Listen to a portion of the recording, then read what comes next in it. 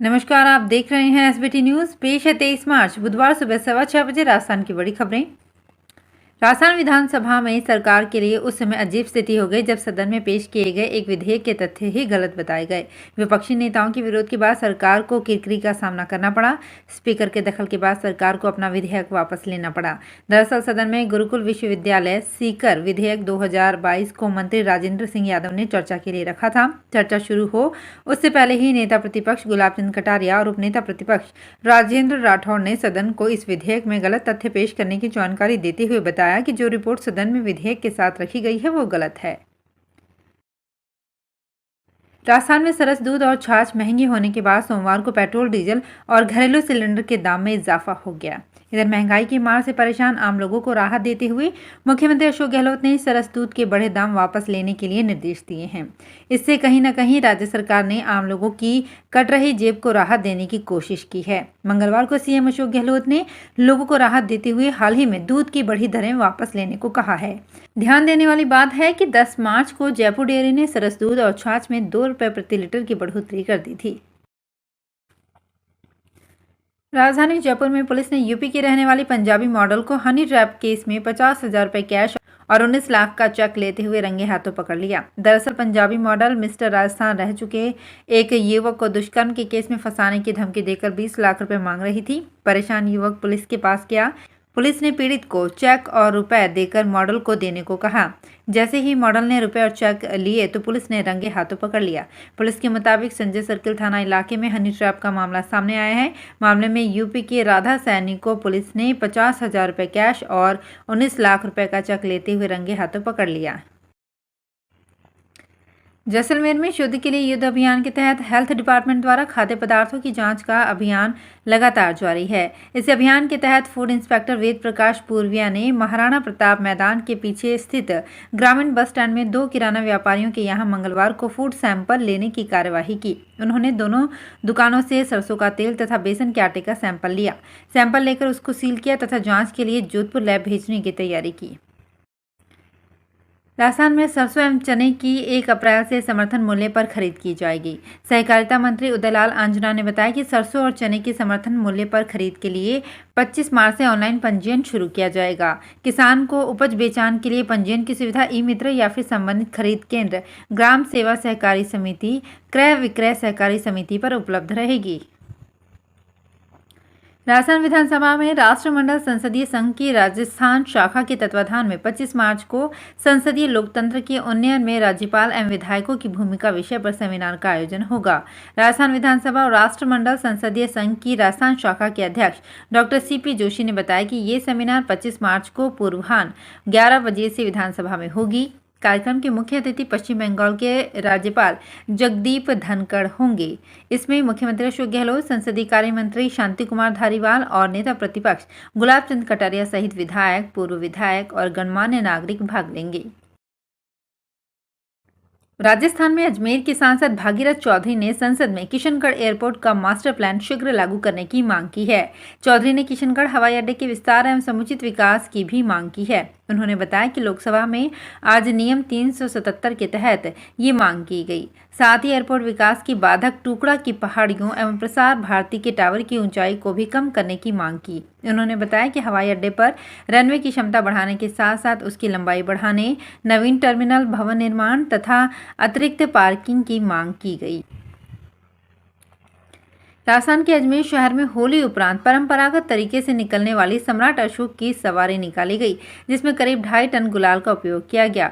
अजमेर नगर निगम की ओर से निगम के इस परिसर से शाही लवाजमे के साथ घोड़ी बग्गियों, बैंड बाजों के साथ सम्राट अशोक बने पार्षद नरेंद्र तुंडवाल ने जब गुलाल की थैलियां उड़ानी शुरू की तो माहौल लाल गुलाल से सराबोर होने लगा।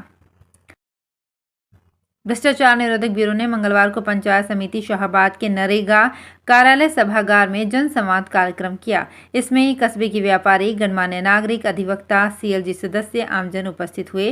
जनसंवाद कार्यक्रम के दौरान लोगों को भ्रष्टाचार के विरुद्ध जागरूक बनाने के लिए toll free helpline number 1064, WhatsApp number 94133 02834 की जानकारी दी गई।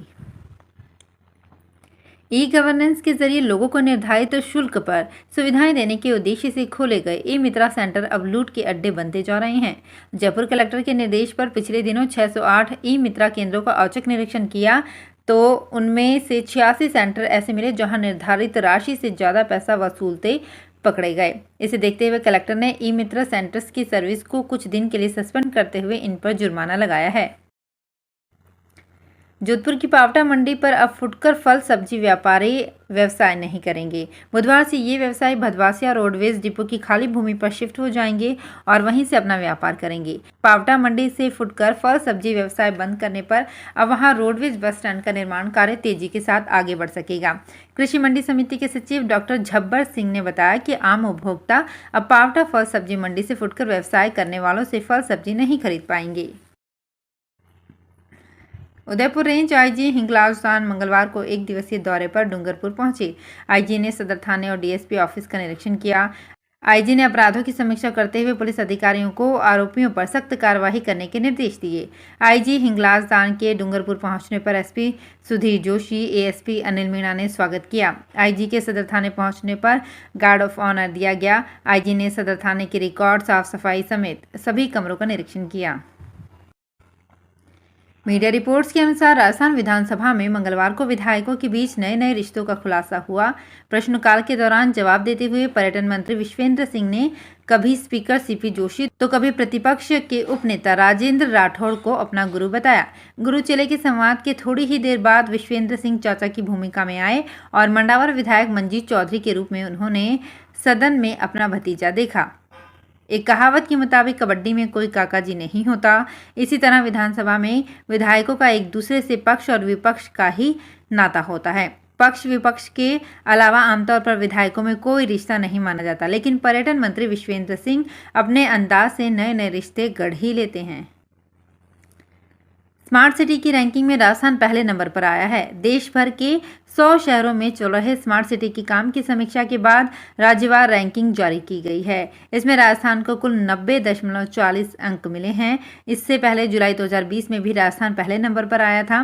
केंद्रीय शहरी विकास मंत्रालय की ओर से जारी रैंकिंग में राजस्थान को पहला रैंकिंग का यह आंकलन शहरों में सैंक्शन किए गए प्रोजेक्ट्स में कितने शुरू हुए, इनमें से कितने प्रोजेक्ट पर काम पूरा हुआ, कितना फंड अब तक उपयोग में लिया गया, इन सब बिंदुओं पर अध्ययन के बाद रैंकिंग जारी की गई। सांसद देवजी पटेल ने मंगलवार को प्रधानमंत्री नरेंद्र मोदी से मुलाकात कर संसदीय क्षेत्र के विकास के विभिन्न मुद्दों पर चर्चा की। देवजी पटेल ने प्रधानमंत्री से मुलाकात के दौरान उड़ान योजना के अंतर्गत मानपुर आबू रोड हवाई पट्टी से वायु सेवा प्रारंभ की मांग की। सांसद पटेल ने बताया कि माउंट आबू और शक्तिपीठ अंबाजी माता मंदिर 2 विश्व स्तरीय प्रसिद्ध पर्यटन स्थल हैं और साथ ही ब्रह्म कुमारी समाज का अंतर्राष्ट्रीय मुख्यालय माउंट आबू है। इसके अलावा माउंट आबू में केंद्रीय रिजर्व पुलिस बल का ऑफिसर ट्रेनिंग सेंटर है, इसलिए सेना की दृष्टि से भी ये स्थान महत्वपूर्ण है। यहाँ प्रत्येक वर्ष लाखों की संख्या में विदेशी पर्यटक आते हैं। राजस्थान के संसदीय कार्य मंत्री शांति कुमार धारीवाल ने आज विधानसभा में आश्वस्त किया कि प्रदेश के पुलिस थानों के वाहनों में जहां संभव होगा वहां पर जीपीएस सिस्टम लगाने पर विचार किया जाएगा। उन्होंने बताया कि आवश्यकता अनुसार जिन पुलिस थानों के वाहनों में जीपीएस सिस्टम लगाना संभव होगा वहां प्राथमिकता से जीपीएस सिस्टम लगाया जाएगा तथा इस सिस्टम की मॉनिटरिंग भी पुलिस विभाग ही करेगा। तो फिलहाल इस बुलेटिन में इतना ही, फिर हाजिर होंगी कुछ और बड़ी खबरों के साथ। एसबीटी न्यूज़ के और भी वीडियोस को देखने के लिए हमारे चैनल को सब्सक्राइब करें और नोटिफिकेशन पाने के लिए बेल आइकन को प्रेस करें।